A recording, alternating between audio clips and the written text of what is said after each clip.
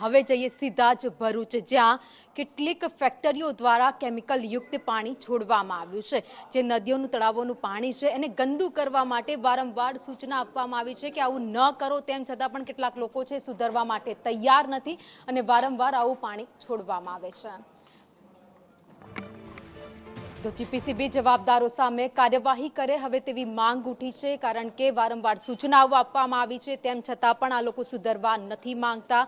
Chemical યુક્ત પાણીના કારણે દરિયાઈ જે જીવ છે એ લોકોને પણ નુકસાન થાય છે, એમના જીવ જાય છે।